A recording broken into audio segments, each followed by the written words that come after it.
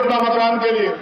मैं मानता हूं जिनकी सरकार होती है उनके समुदाय को रोटी कपड़ा मकान की लड़ाई कभी नहीं लड़नी पड़ती।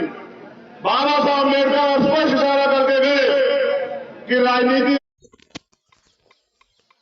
में भागीदारी न करने का सबसे बड़ा नुकसान ये है कि अयोग्य लोग आपके ऊपर शासन करते हैं। उन्होंने ये भी कहा कि अन्याय करने वाले से अन्याय सहने वाला ज्यादा दोषी होता है। मैं ये मानता हूं कि हमने अपने महापुरुषों को पढ़ा तो है, लेकिन उनको उनके आदर्शों पर चलने का कार्य जो है लंबे समय से हम लोग रोके हुए हैं। अब हम पिछले कुछ साल से अपने महापुरुषों को पूज रहे हैं। हम अपने महापुरुषों की स्टैचू लगाते हैं, उनके ऊपर माल्यार्पण करते हैं, उनके पैर छूते हैं और पैर छू के उनके आगे ये बात कहते हैं कि बाबा साहब हमारी जिंदगी में बदलाव कर देना, हमारी जिंदगी में अच्छे दिन ला देना। मगर मैं समझता हूं कि बाबा साहब अम्बेडकर, बुद्ध के बाद बाबा साहब अम्बेडकर वो शख्सियत है जो कह के गए कि मुझे पूजने की नहीं, मुझे पढ़ने की जरूरत है। उन्होंने इशारा किया कि मैं मूर्तियों में नहीं, मैं किताबों में हूं। आपको किताबों को पढ़ना चाहिए और इस देश की राज सत्ता कैसे लेना, कैसे हासिल करना है, इसको सोचना चाहिए। लेकिन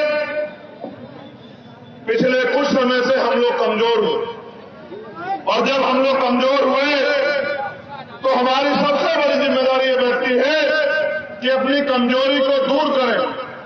पिछले कुछ समय से हम लोग राजनीतिक व्यवस्था में भी कमजोर हुए, तो हमारी जिम्मेदारी सबसे पहले बैठती है कि उन कमजोरियों को ध्यान रखते हुए उन पर काम करते हम लोग ताकतवर बने।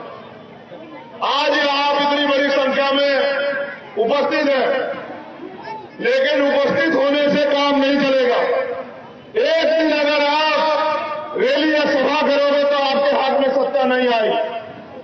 जब आप 365 दिन सत्ता के लिए काम करोगे, मेहनत करोगे, तन मन धन से जुट जाओगे, तब जाके सत्ता आपके हाथ में आएगी। और जिस दिन सत्ता आपके हाथ में आएगी तब कोई आपके साथ अन्य अत्याचार नहीं करेगा, तब कोई जो है आपकी जमीन नहीं दबाएगा, तब कोई जो है आपके अधिकारों के साथ छेड़छाड़ी नहीं करेगा।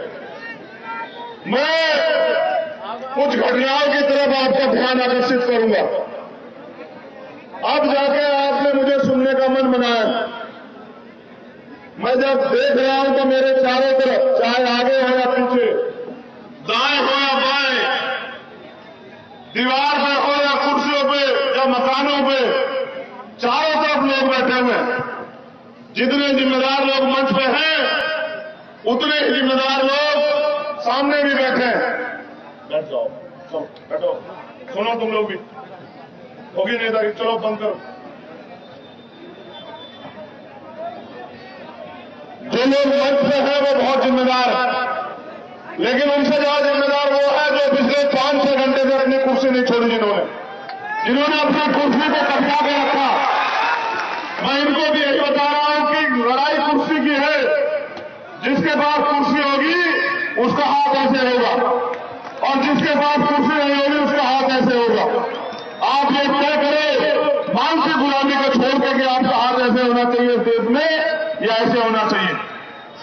अगर ऐसे होना चाहिए तो उसके लिए आपको काबिलियत पैदा करनी पड़ेगी और जो नालायकी हमारे अंदर है उसको हमें खत्म करना पड़ेगा। वो नालायकी तब खत्म होगी जब हम 365 दिन अपने राज सत्ता कैसे हमारे हाथ में आए इस पे हम लोग काम करेंगे। इतना अच्छा प्रोग्राम सजा है। आज बारिश भी आपकी परीक्षा ले रही है।